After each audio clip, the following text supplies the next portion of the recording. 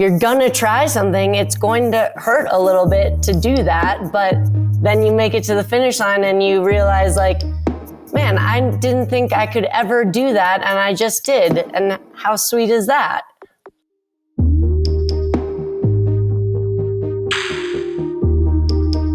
Well, I'm really excited to talk. I thought we'd start. So one of my favorite lines from Seneca, I think it applies to running. He says, "We treat the body rigorously so that it's not disobedient to the mind," right? And I guess what I've found as a runner over the years is that makes sense, but it's also more complicated because sort of like your mind is bossing your body around, but your body is also bossing your mind around. And that's sort of the tension of the whole sport, don't you think? Yeah, absolutely. So how do you think about that? Like, I am sure almost every single one of your races, both parts of you want to quit. Yes, it's been a really cool kind of experiment that I've been doing with ultra running. When I first got into ultra running, I didn't actually understand that connection very well. Like growing up, I did a ton of sports, and I had excellent coaches who were always like, you know, encouraging us to stay strong in our heads. But I hadn't connected it actually in ultra running until I tried my first 100-mile race. And when my body was begging me to stop, I didn't understand that my mind could overpower that. And so when my body was thrown in the towel, my mind really quickly became just this negative space, and it threw in the towel, you know, soon after, and my race was over. So I ended up quitting that first attempt, but it triggered for me this whole understanding of what our minds can do and how important it is what we say to ourselves in our brain, because it directly correlates to what our body will do for us. And it goes the other direction too, though, right? I would imagine for me, it's more like, I know I should go for a run. I should go do the thing, but I have these reasons, the mind is having to sort of will the body to go do it. Yeah, for sure. Yeah. And I think riding that roller coaster between the two. So, you know, when your body can pull the weight versus when your brain can, you know, do most of the grunt work, is just as important as understanding that they're connected and that they can help each other. So one without the other it's not as fun, I don't think. Well, isn't that a weird part about running too, where like, let's say you're starting to feel some pain in some part of your body, or even when you get a side ache, right? Your body's telling you to stop. But if you keep going, suddenly the pain just like disappears, right? Like it's this weird thing where it's like it's sending up these warning flags that you don't, in both directions. Sometimes it's from the mind, sometimes it's from the body. But like you have to be able to discern which ones to listen to and which ones to ignore. Yeah. And sometimes I feel like it's just a like feeble attempt at sending up a warning flag, because that would be the easier thing to do. You know, it's always easier to stop. And so maybe your body is just seeing if you'll take the easy exit that time. And sometimes the warning flag is, you know, a big red one, and you should actually pay attention to it. So it's not always like pushing through all situations isn't the bottom line. Like it's paying attention and trying to figure out what the warning flags are, and if they're just like kind of test flags almost of like, hey, if I throw this little flag up, maybe they'll just sit on the couch instead, which is way easier than pushing through for another couple miles or whatever it is. Well, it's like, it's your body's job it's not your body's job to reach the full potential of you as an individual or as like a human being. Your body's job is to not let you kill yourself. Thanks, bodies. Yeah, and we really appreciate that. So but it seems like it almost like if you listen to your body, no one would ever run 50 or 100 or 200 miles, right? Because the body's like, this is a terrible idea. Definitely don't do this. Stop right now and do literally anything else. So how do you how do you question? So you question that, but also when your body's like, hey, you're about to blow out your knee. You know what I mean? Like, how do you know what to listen to and not listen to if you get in the habit of ignoring the test flags, or if you start to view them all as these false positives, basically? For sure. I think, oh man, it's so tricky. And there's no like list of things I go through for myself where I'm trying to assess the flag and how important or how loud it's screaming at me. I'm trying over the years to just in general listen to my body more and get in tune with what it's telling me more, so that when the flags start going up and I'm, on mile 90 of 100 or, 100 of 200, I can try to figure out which flags are telling me something about an injury or, some situation where I really should stop for my health, and which flags are the ones that are basically just kind of reminders that this is something hard, but not anything to stop me from pushing past them.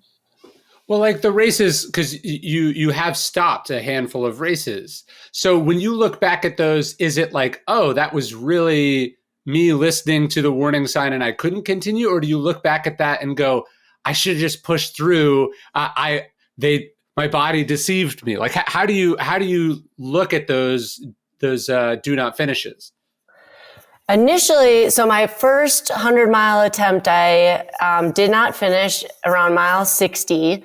And after that, I had kind of the attitude of, I'll finish anything now. Like, I'm going to figure out this sport. I'm going to push through every situation, because that first time I quit the race, I didn't need to. Those warning signs weren't anything different than what anyone feels at mile 60 out of 100 miles. It feels hard. And I threw in the towel when it felt hard. And so after that, there were many years where I was like, I'm not going to quit a race ever. I'm going to push through everything. We can push past, any obstacle that's put in our path. And I kind of had a little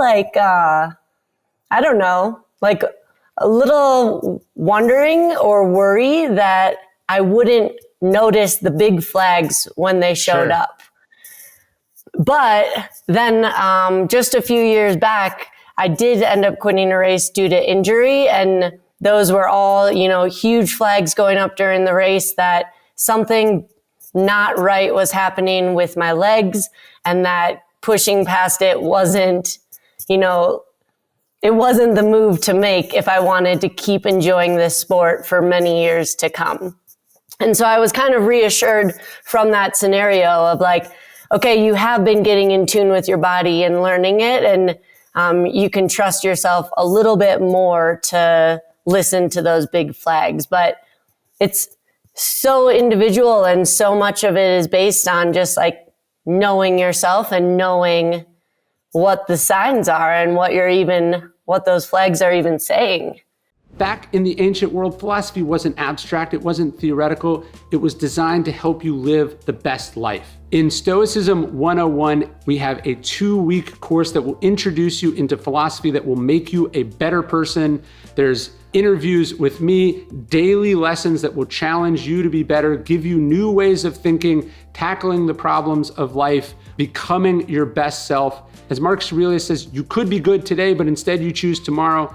Epictetus says, how much longer are you going to wait to demand the best for yourself? Check out our new course, Stoicism 101, at dailystoic.com/101. That makes sense. It's like by quitting by stopping when you still could have kept going. Now you have the experience of doing that, and then finishing all the way. Then you know what that's supposed to feel like. And then having stopped for good reason, now you at least have some understanding of the full spectrum of the possibilities and what quitting for the right reasons or stopping for the right reasons look like, stopping for the wrong reasons look like, and then also just how terrible it's supposed to be even in a successful one.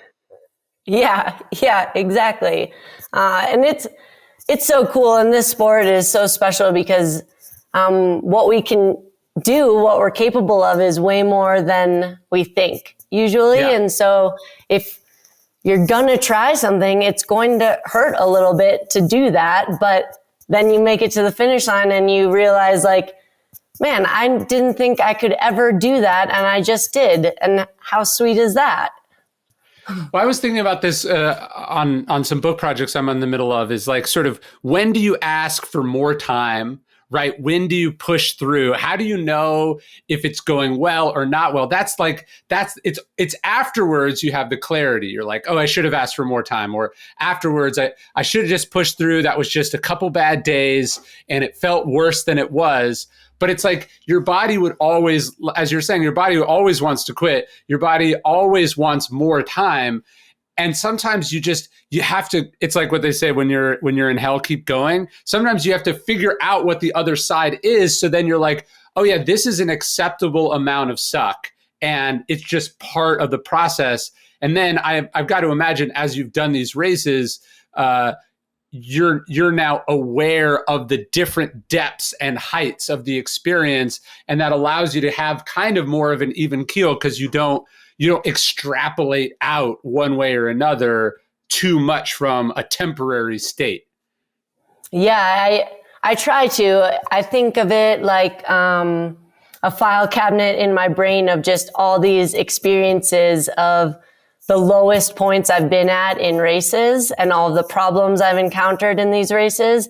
And so when they come up during a race, I try to stay really fact-based and not get emotional about it or like get overwhelmed by how awful it is in that moment, but like go into the file cabinet, go to the folder that's appropriate for what's happening, and see if I have any other examples of when this has happened that I could use to help me just move past this problem that's occurring right then. I guess it's the tricky part of distance running is like, not to say that Usain Bolt is not also cerebral, but like in a 9-second race, you're not reaching into any file cabinets, right? Like it's like hitting a baseball. You're just like, see, hit, right? Like, and so much of what's happening is deeply in the subconscious, like in the muscle memory. Whereas, in a 42-hour race, that's a lot of time inside your head. And you're having that, which is both an advantage and a disadvantage. For sure, it can be both. And that's where like your brain and your thoughts become so important. And in those, many, many hours of thinking, if you're continually letting your thoughts travel down a negative path, it's going to feed back into like what your body is able to give you and how it goes out there. Like if you keep telling yourself that you're awful and this problem that's happening is ruining your race and that, you shouldn't make it to the finish line, the odds are getting smaller and smaller as the hours pass that you're actually going to make it to that finish line, When it's a spiral, right? The thoughts spiral. So you start to go down and then they build on each other. And all of a sudden you're having you've mapped out this insane scenario in your head, and really like nothing has changed and you have no new information. And you're talking about a theoretical possibility 50 miles from now. Yeah. And I now understand that spiral and have so many experiences of it in so many miles of running. And it doesn't go away. Like the number of years that you do the sport, I don't think suddenly makes you immune to the spiral. But when it starts now for me, I try to, just switch gears, like tell myself a different story, even if it feels like storytelling at first, even if I know I'm like, if I'm throwing up in the bushes and I'm telling myself that everything is great, I know that's not totally true, but I try to just flip the script even in those hardest moments, because the spiral is really hard to stop when that negativity gets spinning. I think the other crazy thing is just like, if I told someone that they had to do anything for 42 hours, that would be like an endurance sport, right? Just like you have to, you like can't do anything but one thing for 42 hours. Is there part of you that like, how do you just turn the mind off entirely? I feel like there's you can't be thinking positive thoughts for 42 hours, or maybe you can. Is there a part of you that just goes like, if I can just lock into something, 2 or 3 hours will pass. And then I'm that many percentage points closer to being done. Absolutely. I sometimes just try to turn the radio entirely off in my brain and not think a single thing and just like listen to my breathing. And it helps me not have thoughts. If I'm just focused in on the breathing or just looking at, the trail and where I'm headed, I can often find some peace in those moments. But it's hard, like turning off your brain anytime, no matter what you're doing, is really difficult. And if I am able to find those moments, I feel really grateful and just like, I don't know, it's so special to be able to do this thing that I love so much for 42 hours or whatever the length of time is. So I'll remind myself of that and try and keep that in the frame as well of like, how cool is it that this is all I'm in charge of right now, running and eating and getting to this finish line. Yeah, there's something special about, I think, especially at night when it's like you're hearing your footsteps, your breath, and essentially nothing else. And it's just this kind of like rhythm. It's obviously you're doing it, but it's also like you're kind of this passive observer of like, it's like you're riding a horse or something, but you're the horse. Yeah. So cool. Night running is especially cool for those peaceful moments. Do you listen to music or anything when you run, or you're really stuck with your own thoughts for 42 hours? I usually go no music, but I will sometimes have it as a tool for late in a race where I might put it on because it takes up some of the brain space or helps me just be a little bit distracted for a minute to keep pushing to that finish line. Yeah, I don't know. I find that like listening to something on repeat, also when I'm writing, it helps me like get into that flow state, which then it speeds time up. Yeah. Do you just do the same song then? Usually when I'm writing, and often when I'm running, like it's because like if you're listening to it on shuffle or whatever, you could find some of the songs are working and some of them aren't. But when I find a song that's working in that moment, I'm just like, I want to inject this directly in my brain and have it be the only thing that's going on. So is it a song with words when you're writing? It's usually like, it'll be some song I hear and I'm like, I like that song. That's like right in the emotional, mental space that I want to be on. And then I just use it up. Like I just use it on repeat for, maybe I get 100 listens, maybe I get 200 listens, and then it stops having any emotional power to me. And then I have to like move on from it. And then every once in a while, maybe I hear that song 2 years later and it's fresh again. But I'm like I'm like a vampire, just like sucking the energy out of it until it's worthless to me. And then I'm moving on. That's interesting and really cool.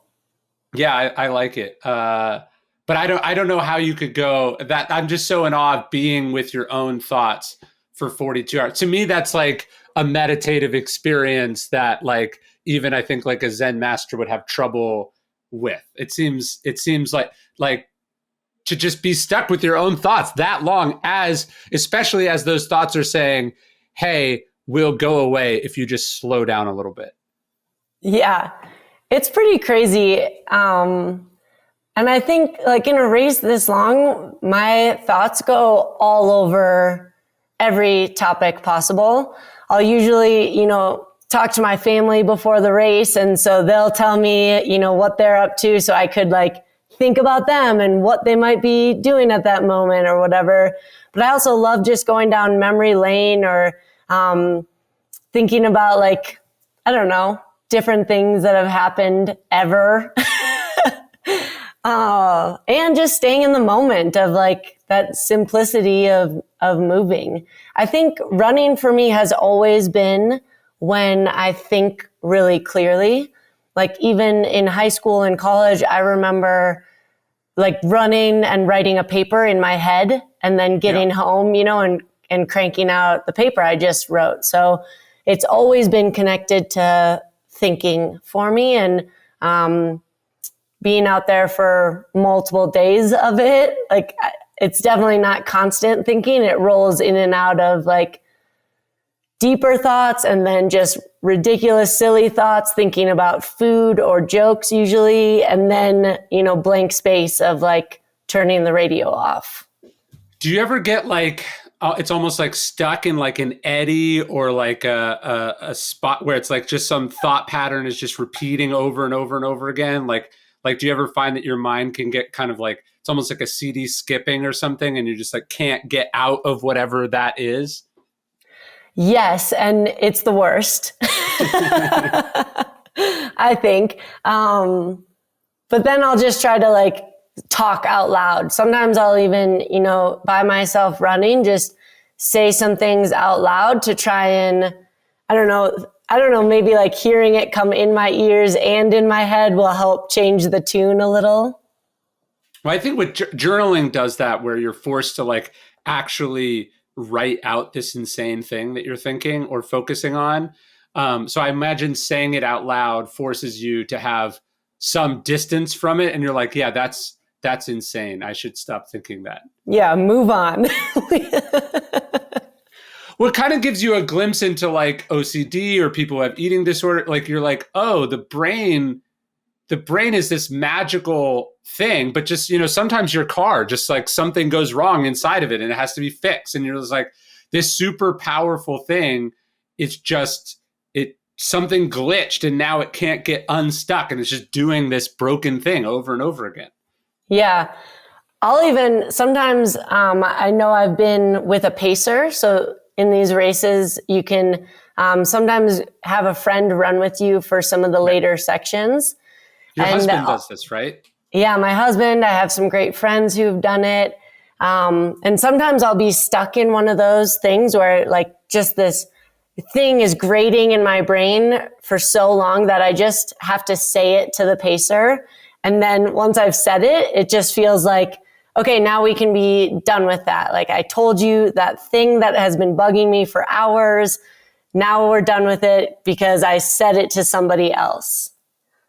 That's a great little bit of self-talk. Like, let's be done with this. Like whatever that thing is, like we're just not going to do that anymore. And that's not to say that it's not right. There's not some kernel of truth, but like we've taken that as far as we're going to take it. And now it's time to put the childish thing away, or the destructive thing, or the short-sighted thing and the selfish thing. We're going to put that away. Yeah, because it's not actually helping me at all to dwell on it for more hours. What I was interested in reading about you that I was sort of surprised by is like usually when you talk to sort of professional athletes or people who are like world class at what they do, they're very focused on optimizing. They have lots of routines. They have lots of structure. They look at all these little things. I don't know if I'm making this up, but it seemed like you're much more flying by the seat of your pants than I would have expected. That's probably an accurate way to say it.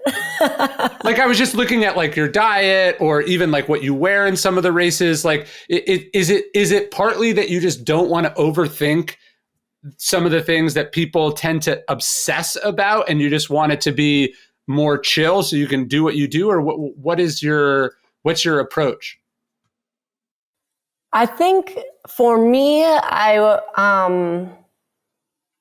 do much better in all things in life if I'm enjoying them and not holding too tightly to any piece of it. And so by keeping my training plan really flexible and loose, I have a ton of fun with training. Training still feels like really fresh and I want to get out the door every day. And it helps me tune into what my body is actually wanting to do that day. how hard I can push the gas pedal down. Same with food. Like, I don't want to hold too tightly to any routine or types of foods. I want to have fun. And that means eating what looks good or sounds good or is the most convenient in that moment. Yeah, I don't know. It just seemed like, yeah, from like the diet or yeah, your routine, your training, it's like, usually they're like, this is what I do this hour, this day. It's all sort of scheduled down to the minute and it's all optimized.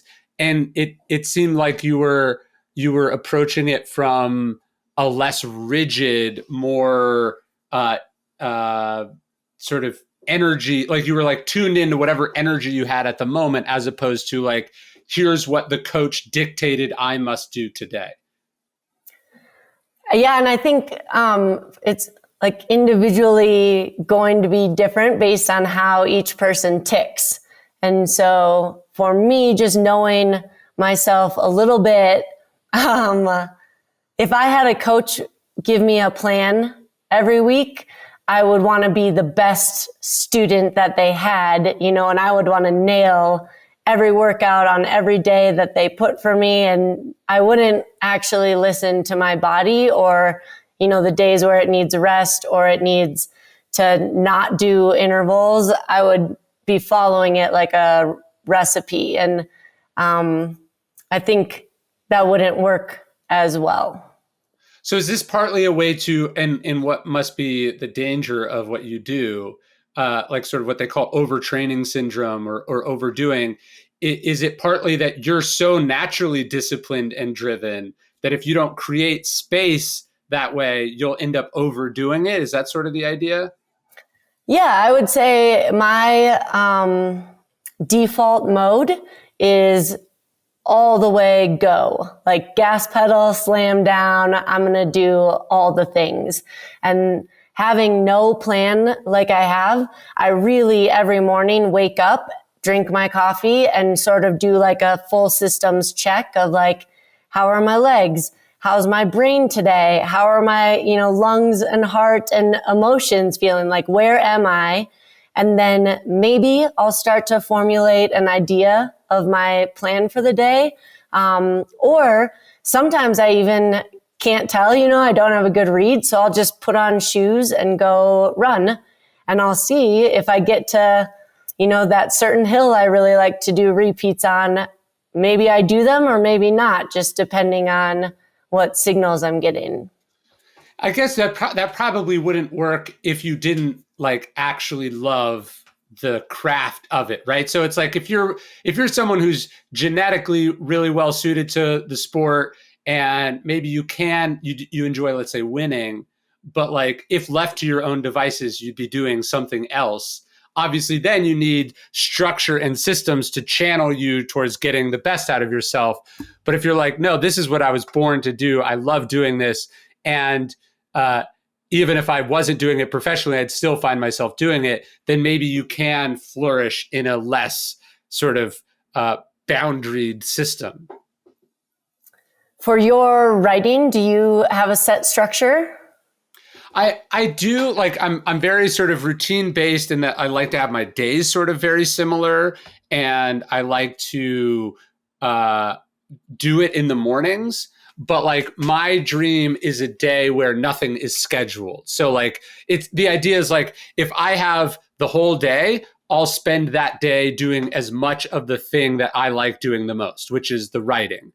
But if you told me like I guess I really love writing, so I try to protect that space. But then within that space, I like to sort of do it like you're talking about, have freedom, and like I'll go where it takes me.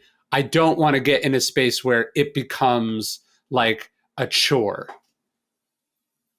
I've thought about this actually as a parent too. Like I feel like a lot of the people that I like, one of the things my wife and I really decided was like, we're not going to turn this into a job and suck all the freedom and spontaneity out of it by like trying to optimize something that should be pretty natural. Yeah, absolutely. I feel the same. Like I'm doing running is currently my job, but it's also this thing I want to do for my entire life. And so I don't want to wreck it by like doing a structured training or, only eating certain food groups or whatever. Like I want my experience with running to be one where whenever I'm done racing, I still want to keep running and doing it because I still love it that much. In a way, it's like about being disciplined about your self-discipline. It's sort of knowing like, hey, I am capable of sucking the fun 100% out of this. And so I have to create some almost lack of seriousness about it so I don't grind myself or the people around me into dust by taking it. So like the Bill Belichick system, like it eventually, it's not sustainable really unless you're that guy. And so you have to create, I think, a little bit of room inside of it if you want to do it for a long time. So crazy. Yeah, I don't know. I feel like I feel like too the success at the thing shouldn't be a form of punishment where like being able to be a professional runner, a professional writer, like that's the dream. Like how many people would kill to have that? And then if you turn it into something that sucks, like you screwed up, like it should be, it's called, like Bruce Springsteen says, it's called playing for a reason, not like working music. Right. And so it should be, there should be an element of fun and play to it. You are doing, a childish thing professionally. It should have that. Yeah. And also like, I think our time is so short here that we better enjoy as many moments as we can, every day and every week and every month. And if it's just like making yourself miserable doing this thing that's supposed to be fun, I think, like you said, you missed the boat. Yeah, I think like sometimes I'll get this from people who want to be writers. Like they're like, what tools do you use? What's the right software? Like they people really obsess about these like tactical things. And I imagine you see like, again, when I see pictures of you running, I like, this looks like a lady who's out for a run. And then meanwhile, you drive by and you see some middle-aged man and he's like head to toe in like hundreds of dollars of expensive gear. And he's got all this stuff strapped to him. And you're just like, I don't know, it feels like you're taking the least important part of it very seriously. Like I see people taking, like really obsessing about optimizing for these things at the margin when the important thing is like, do you love doing it? And have you conquered that sort of inner willpower thing that allows you to keep going when your body wants to quit? Yeah. Yeah. Do you think that maybe though you leave some gains on the table? Like if you were more like, let's say diet or, you plan more, do you think that would be reflective in your times? Or is it like, I was reading about one of your races, like the person who finished third behind you, like was like 10 hours behind you. Is it also that like the margin is so big in your sport that maybe thinking about these things at 1% here or there don't matter as much as they would in a sprint, let's say? Oh man. I mean, I've thought about it for sure of like, should I restrict the things I eat or how many beers I drink or whatever. But for me, the scale then, like the thing I'm weighing against is like enjoyment of life and enjoyment of the daily, how am I spending my hours? And I think that I get more benefit personally from just enjoying life than I do from, counting however many grams of, whatever, like. Sure. I think that maybe, I'm sure there's a lot of people who could tell me all the things I could change about my diet. Maybe it would have some payoff, but the thing I would lose is all of this joy. And I think the joy has a much higher value. Yeah, there's this financial guy, like I've had him on the podcast. His name is Ramit Sethi, and he talks about like people get obsessed like in finance, like with $3 questions versus like $300,000 questions. So, they'll obsess about like, I got to cut out my Starbucks habit, right? Like it's costing me $6 a day, which means this much a week, which means this much a year. And then meanwhile, they're like, not maxing out their contribution to their 401k, or they're actually underpaid. Like if they did the research, they'd be like, hey, most people in your position make 20% more. And so you need to go, like you're being paid below market rate. You need to go ask your boss for a raise. Meanwhile, you're sweating, whether you can afford Netflix, right? And so you're focusing on these minor marginal things instead of the big things. I got to imagine it's like, let's say someone said, hey, if you optimize your nutrition, you'll be 5% faster. But if you liked running 10% less as a result, that's a terrible trade-off. And it might cut your entire career short as opposed to improving your times a little bit per race. Yeah, absolutely. And I mean, like I'm in this sport as my job and I want to race really hard and leave it all out there and do as well as I can. But at the end of it, I want to create memories with people, and those shared moments are what I'll take with me, through the rest of my life. So I don't actually, I don't need like records or wins or certain times or things like that. And so I think that factors into like the joy I'm experiencing in my daily life is like weighted way higher than trying to cut 20 minutes off of a race time. Yeah. Yeah. That's interesting. It's a balance though, right? Because if you didn't care about your race time at all, you wouldn't be able to do it professionally, right? Like, so it's like you have to care, but not too much. Yeah. Yeah, and I do care. Like I'm racing because I love it and I want to compete. I love to compete. And when I race, I want to leave every bit of myself on that race course that day and see what I'm capable of, what's possible. But like when I'm 90, I'm not going to care about 20 minutes on a race time or, if anyone remembers what race I won, I'm going to remember those shared moments. And so that's what I meant. Not that I don't care about racing. When you probably care more than 99% of the population, maybe you just don't care as much as the most driven person in the sport, who, by the way, might be, I don't know who this person is, but you tend to find those people you watch like the Michael Jordan documentary and you're like, maybe he actually cares an unhealthy amount and it's holding him back in some way. So you're really comparing yourself not against the average person, but against the extreme of the extremes, which might actually not be the best way for anyone to be. Yeah. Oh man. So when you're running, are you running to win, or are you running to finish, or are you running to not finish? I'm running to compete. And when I line up at a start line, I want to put everything I have into every mile, every step, every hour along that race course until I get to that finish line. Where that lands me, if I cross a finish line and I'm middle of the pack or whatever, but I left every ounce of myself out there, that's a satisfying race for me.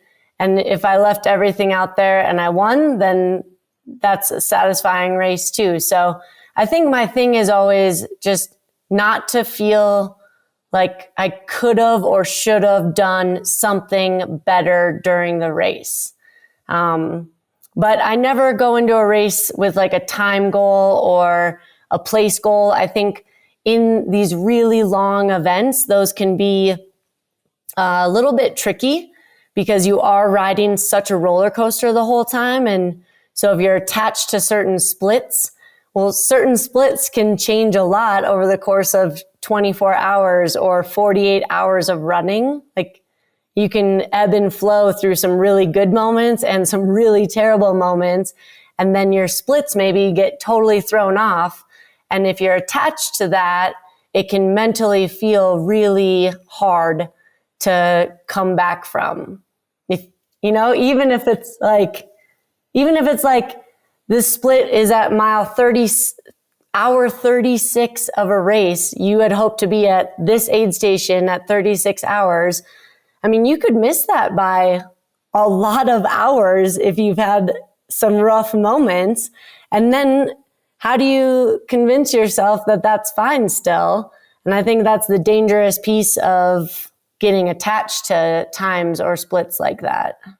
So when you say your goal is to compete, do you mean compete relative to the other people in the race, or you mean competing against yourself, or is it competing against nature? Like, what is that? Well, I think when people hear the word compete, they almost always think relative to other people. They think the standards, the standings.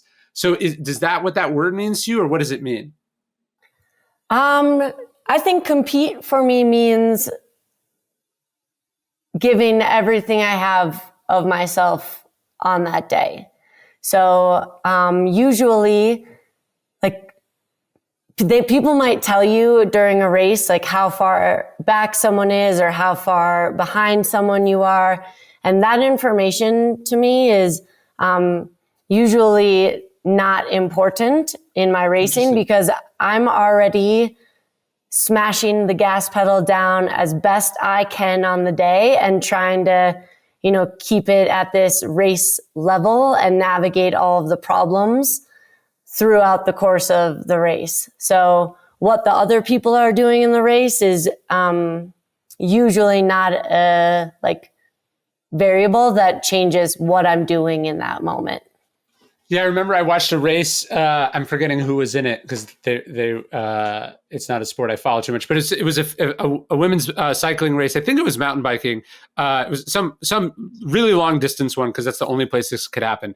But they're showing the woman and she finishes and she thinks she won, and she didn't realize that actually she lost track of the other racers, and there was a person who finished 10, 15 minutes ahead of her, right? So again, it's only the sports with the long distance where this is possible. But she comes in, she thinks she won, and then they're like, no, so-and-so already got the gold, you have silver. And I was thinking about that because it's either that's soul crushing because you thought you were winning and you were coasting, you didn't actually give your 100% best, or it's almost a totally irrelevant fact to you because even if you'd known, it means if you were truly giving 100%, and put out I gave 110%. If you actually gave 100% of what you were capable of, the fact that someone beat you is irrelevant because it means you could not have gone any faster. So even if you were neck and neck, you would have finished with the exact same time because you were not capable of more. And so that's where this sort of doing your best thing has to come in, because either you were coasting because you thought you had this in the bag, which would be so disappointing, or you're like, man, they're just 10 minutes better than me. That's all there is to it. Yeah. And I try to be on that side of it wouldn't matter, if I get beat by 30 seconds or 30 minutes, or I beat someone by some amount of time, it wouldn't matter because what I had that day was what I got that's what happened. Yeah. That's how it played out. And those are the facts, So that's always my hope going into a race. And that's what I consider to be competing. I think that's an attitude that can apply outside of sports. For instance, with money, you're like, wow, this person has so much more money than me. And it's well, you did choose not to start a tech startup, right? Or let's say you're a classical musician and then you look at you look at Adele's earnings or something. Well, you're like, she chose a different kind of artistic path than you. It's preposterous to think that you would earn that much or be that famous. So you have to figure out sort of what you're doing and then what the ceiling of what you're doing is, and then not be totally tuned out or indifferent to all. The question is are you maximizing your potential, earning potential, physical potential, artistic potential, And then if the answer is yes, then that's the end of it. You can't then go, but why don't I have what this person who works on Wall Street has? Like, you chose to get into public service. How did you not understand that there was a ceiling on the earning potential of X, Y, or Z? Yeah. That's an interesting comparison. And I think one of my reasons, or my why for why I'm in this sport and why I keep signing up for these really, really long races, is that I want to see what's possible. So physically and mentally, what are we capable of if we just keep chipping away at it?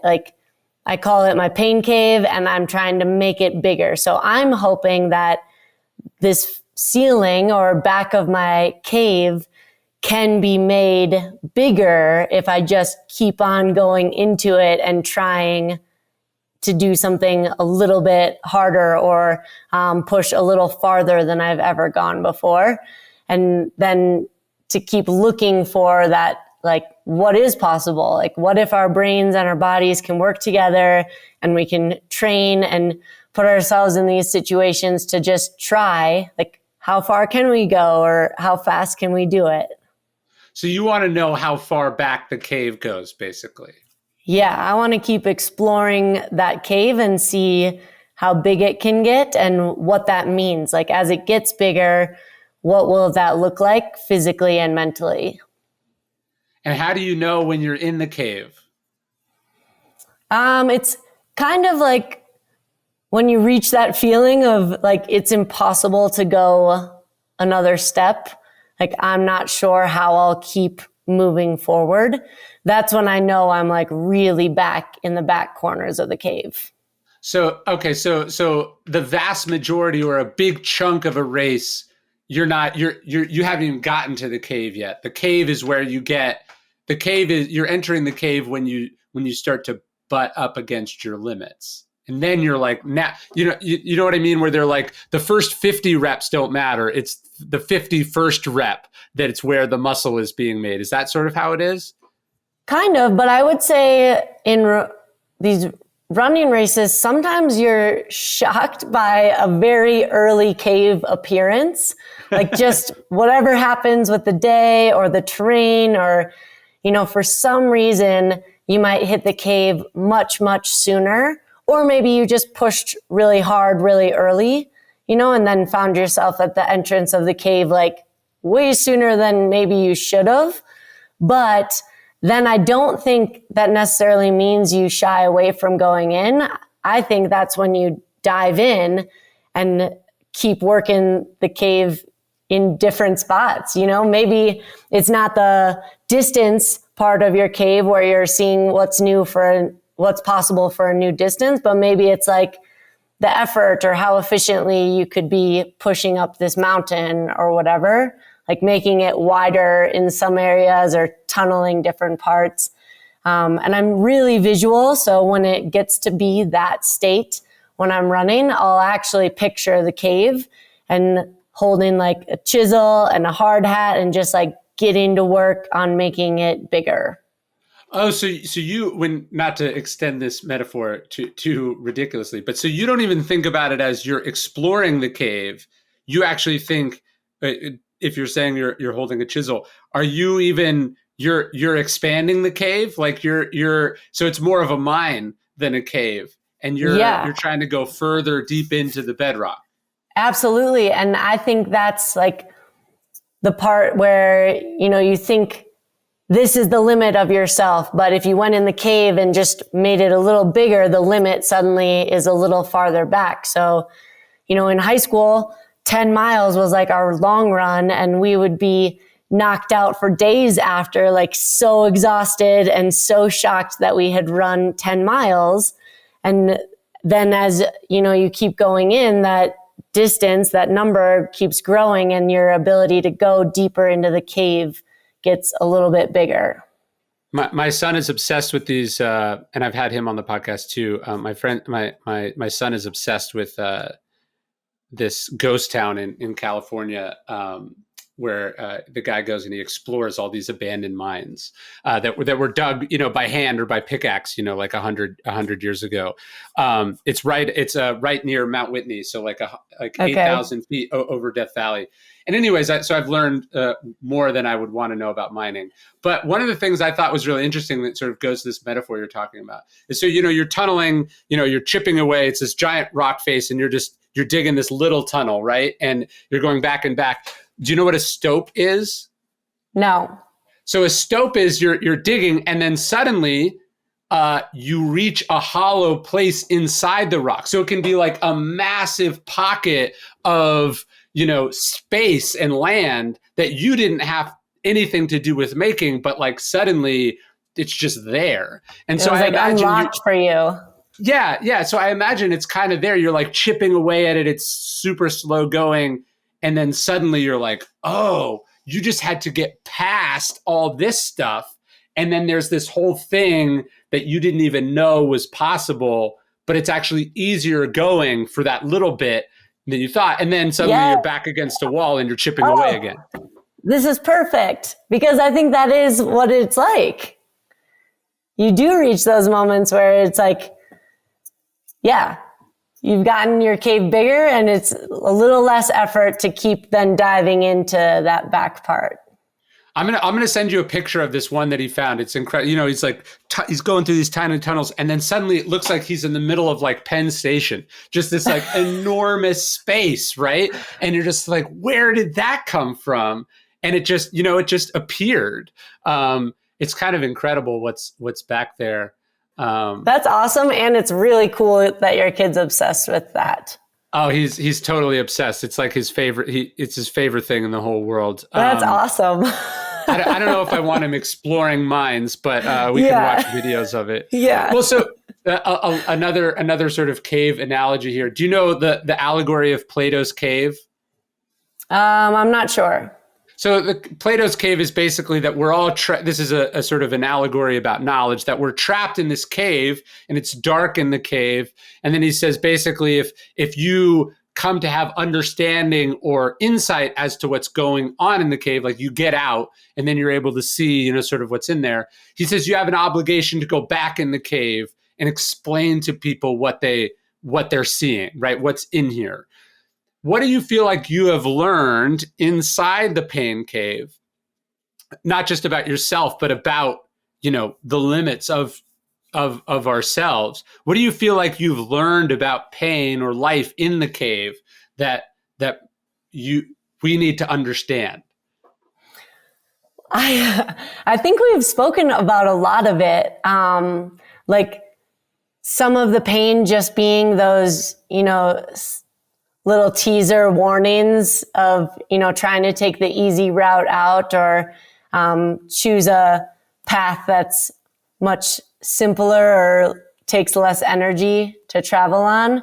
I think like the biggest one that I just keep being reminded of is how that cave is connected to our body. And like for me, for running, it's physically connected, but your headspace and your brain are definitely the drivers of that. And that connection is just like so interesting to keep on exploring and like finding myself in those situations where, I try to really just notice like, what am I thinking right now? And how is that, domino affecting some things? And then if I flip the script, what does that do when I just change a very simple thought in my brain? Does exploring the sort of the pain cave as a runner, has it changed how you approach pain or difficulty in your, let's call it your civilian life? I think where I can like most explicitly experience it is still just running. I haven't been able to branch it and connect it to a lot of other things in my life, but I also currently feel like I'm investing just a lot of myself into exploring the running piece of it. And so I'm not sure that I've even like dove into any other parts of the cave or if they're separate caves. I'm not sure. I mean, it still hasn't made like sitting in traffic easier.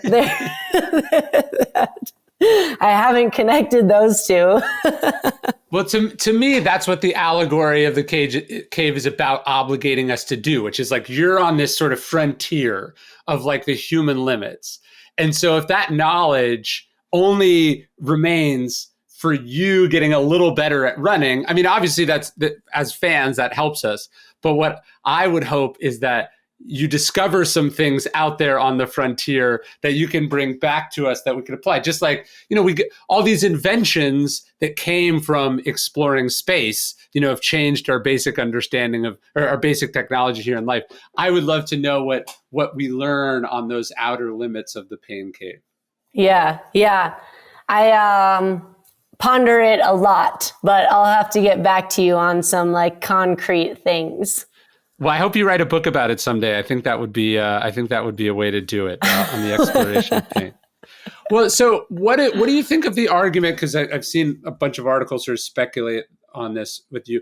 The idea that like men or women have different sort of not pain thresholds, but that perhaps there's some, they sort of called it like a female advantage or edge. I guess the thinking was men should be, not should, but extrapolating how it works in other sports, men should be overwhelmingly dominant in the times, but then you're sort of like right up there, if not often beating it. Do you think that pain is an equalizer in that sense? Or what do you think of the fascination there with the sort of male-female discussion?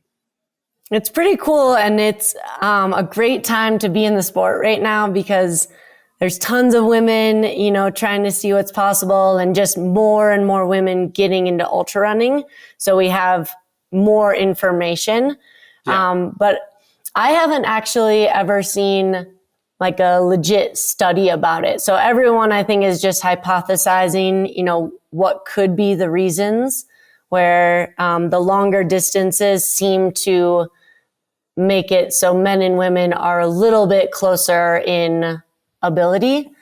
And I don't know, when I stand on a start line, I'm not thinking about like muscle size or comparing my calves to the next person's calves. I'm trying to just think about like what I can bring to this race to try and be my best version. And maybe my muscles aren't as big as the person next to me, who maybe is a man, but maybe I can be a little more like mentally tough, or maybe I can problem solve a little more efficiently, or like things that have nothing to do with the fact that I'm a woman, So I think that ends up being a factor in those really long races is the things that can help you keep moving really strongly through 2 days of running aren't totally tied to being a male or a female.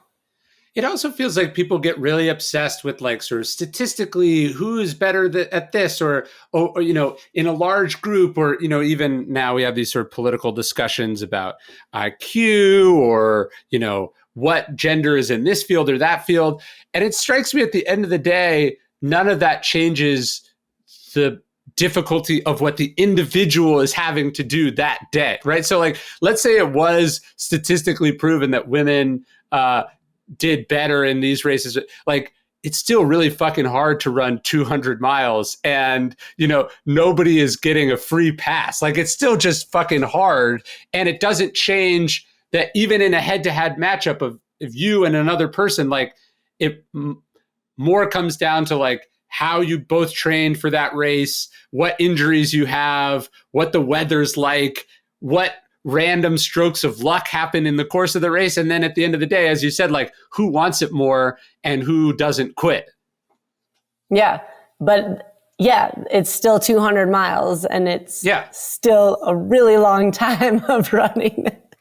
And that's why these races are also so special and build such a cool community, because the finish lines, everyone's just hanging out, cheering for everyone who came in. A person finishing a 200 miler at the time cutoff is, that they were out there for 5 days covering those 200 miles. And that's the same 200 miles that the people in the front did. It's just as cool and it's just as huge of a accomplishment. And it creates this really awesome feeling of community at those finish lines because of that. Well, it's like statistically, when Tom Brady is down 28-3 in the Super Bowl, you lose every time, right? Like statistically, you don't come back from that. But also statistics don't matter when the individual will and circumstances of a totally unique situation are in front. Like there's almost like a lack of, we focus on these statistics as if they kind of like, and as a result, they kind of deprive us of agency. Like it's, what ultimately matters is like, what is the individual going to bring to bear on the situation in front of them? It is not a predetermined outcome. It like, we decide what happens. Yeah, exactly. So predictions are things, hypothesizing what might happen or what might not happen. And they don't matter. You have to just bring it on that day in whatever that thing is that you're doing. Yeah. And what's so fascinating about your sport is that it's like no other sport where it's like just not quitting is like 80% of it. Yeah. You know what I mean? Like every football game finishes, right? Like, you know what it's just so, because it's so at the extremes of the pain cave, to use your metaphor, that it's like, does the person like actually put that, like, do they push through or do they just stop? Yeah. Not quitting is huge. Well, I think about that as a writer too. It's like, look, I can't edit something that I don't create a draft of, right? So like the first marathon is just like getting to the end. Like it doesn't matter how ugly it is, how janky it is, how much work, like you can't place in a race that you don't get to the finish line. Like that's the first qualifying event is just like not dying halfway through. Yeah, just survive it, get to that finish line, and then you can usually look back and see, oh, here are the things I could try differently this time to try and get to the finish line better on the next attempt. I got to imagine even that like, it's not a low bar because it's still really hard. But when we're talking about competing, whether it's relative to other people or yourself, it does give you like a bar to focus on that's totally in your control as opposed to outside stuff. I mean, obviously injury can intervene, but it's like you're like, my goal in this race is to finish the race. Whereas, LeBron James doesn't get in and goes, I hope to make it to the fourth quarter. Like he knows the game is well within the human bounds of possibility. So he's having to focus on how many points am I scoring? Are we scoring more points than the other team, et cetera. Whereas like in running, it's just like finishing is a win. Absolutely. And then reflecting, like I think you can learn a lot from those experiences. And if you take the time to look back at what happened, you can springboard forward, stronger than you were the last time, which is a cool, stepstone. You're just building this pyramid or these steps and hoping to keep getting better. Just like, hey, I could have been faster here, or why did I stop here? Or if I'd eaten that snack they offered me at mile 13, I wouldn't have collapsed at mile 30, that kind of thing. Exactly. Yeah. Or even in the preparation leading to it, like, ooh, here are some things that I was clearly a little weaker on. I could try to up my game with that for the next time I race. And the last thing, I think one of the good things about running, I have to imagine, unlike, again, a lot of professional sports where there is this ticking clockness to it, you're probably thinking like, how do I do this forever? Right? Like, how do I get, you're not like, hey, Tom Brady is in a race against time, right? Like, and he's already very obviously on borrowed time. Whereas like for you, I mean, obviously you're still on the pioneering of it. There's not a lot of 90-year-olds that are finishing 100-mile races, but the race for you is also how long can I keep doing this, right? Absolutely. That is part of like trying to be smart with training, trying to pump the brakes a little with how many races I sign up for each year, like extending the life of it a little bit longer, because I think it can be a sport that you do all the way until you're 90, 100 years old, and that would be so cool to still be part of it then. So it comes down to pacing, right? Not just pacing yourself in the individual race, but how many races you run per year and how you recover from an injury. Like you're having to pace. If you're thinking of your career as a race, you're having to pace yourself because you don't want to peak too early and not have enough to get over the finish line 3 decades from now. Right. Which is really hard because it's so fun. Yeah. And you're competitive, right? Like it's hard to not lose, but it's hard to maybe not give everything now at the expense of what you might be able to give a decade from now. Yeah. Keeping that big picture in mind though is it's important. Yeah, I had this mountain bike racer on the podcast, and she was saying her coach asked her, "Do you want to be fast now or fast later?" And I like that. You know what I mean? Obviously, you want to be fast all the time, but would you like to be fast now at the expense of being fast in the race where it actually counts? Right. What did she say? Fast later. That's the balance. Yeah, right. She wants to be fast. She wants to ideally be fast when it counts, not in some stupid practice or scrimmage or whatever. That the ego is making you be short term at the expense of long term. Yeah. Well, this was amazing, and I appreciate you taking time out of your day to do it. I'll let you get back to what I'm sure is a very long run you have planned today. Thank you so much.